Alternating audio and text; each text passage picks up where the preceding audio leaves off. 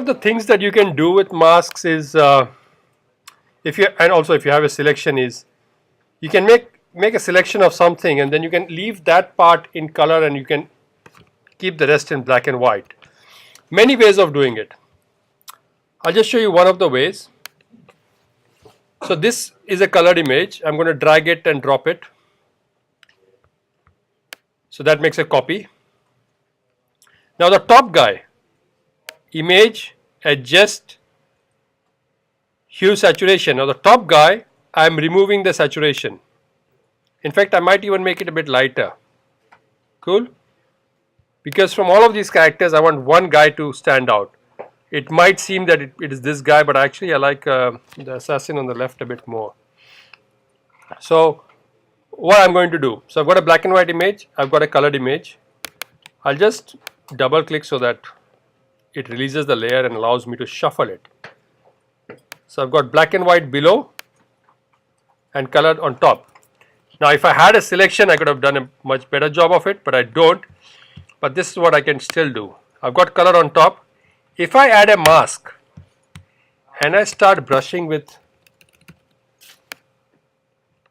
a soft brush, just go a soft brush because I'm just going to cheat. You can see I just want to leave that main character in color. Okay, just want to leave that main character. I can reduce my brush size. All I'm doing is I'm creating mask on the top layer. So I had a black and white layer, I had a colored layer. On the top layer I added a mask and I'm just hiding the rest. So now I can go back to a bigger brush size and only this guy is in color. Okay, number one. I wanted to show you a few more things. I might as well do that right now. Let's say you wanted, based on your theme, let's say you wanted things like fire or ice or something. Let me get this fire. So if I copy this fire, paste it, scale it a bit big. If I wanted something like this in my scene, I can simply choose to screen off the darkness and you can see the fire then remains. When you say screen, what happens? The darkness of the picture dies.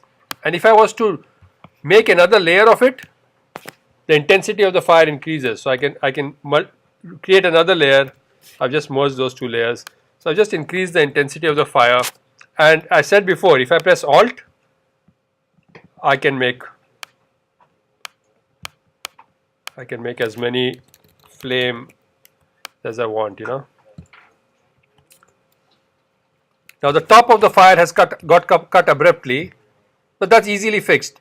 Create a layer mask and use a black brush and you can see it fades off. Okay. If you want to apply it, you can actually delete the mask and say just apply it. So I don't want the mask, it's applied it. And you can create a few more of these if you want.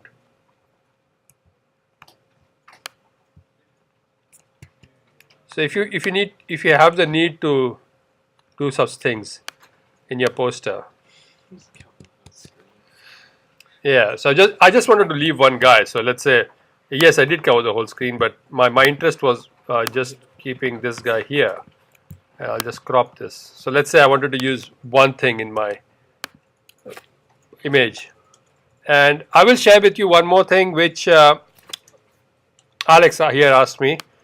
It's something everybody should know. I'm glad that he had the need for it. So quite often you will have pictures that have these kind of defects. This, of course, I've created it. Probably in one of my moments when I hated the man, my Windows wasn't working, but I love the guy now. I love my Windows phone. Okay, so let's fix his face for the great job he's done with the Windows phone. Okay, let's fix him.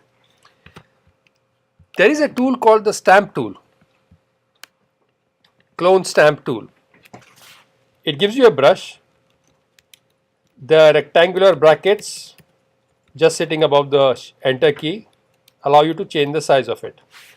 What this brush allows you to do is, it allows you to work like a surgeon. So you can press the Alt key and say, hey, this skin here, then let go of the Alt key, should come here. See that? And you can keep on brushing it till the skin changes. You have to do this like a lot more, because you can say, okay, this skin is lighter, put it here, this skin goes here. That wasn't good, but you can, with a small tiny brush, you can say Alt, this skin goes here, Alt, this skin goes here, and you can keep touching it up. There's one more tool here called the patch tool, somewhere here I think, the patch tool. The patch tool allows you to select a defective area. You can take the cursor inside the defective area and then start hovering over a good area and say, hey, I want this patched using this piece. So you can, I'll do that again. You can take a defective area and then click inside the defective area, hover over a good area and say, I want this patched with this skin, and you can fix it. Okay, so I hope these two are useful to you. So you can see, very easy to make something red. And suppose you want it a bit more red, suppose you want this guy a bit more red, you can use a color replacement tool.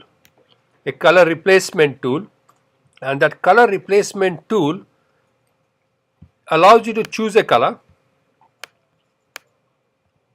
I'll just go darkish red, and wherever this plus sign is, if you click there, it sort of starts adding that color.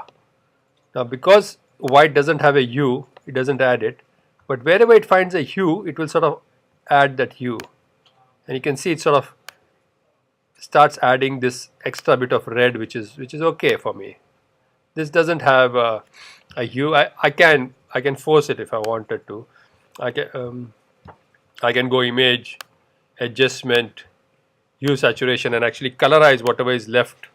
I can colorize it with really red tones if I wanted to, just to make it a bit more fiery, and I'm just going to go back to my mask tool and fix my mask, because I've got a bit of extra red here. But you can see, you can do all of these things. You can colorize parts of your image, you can decolorize other parts of your image with mask. Cameron, that sort of explains what I'm doing with the mask. Okay, I'll stop this video and I'll actually put this up in the next session.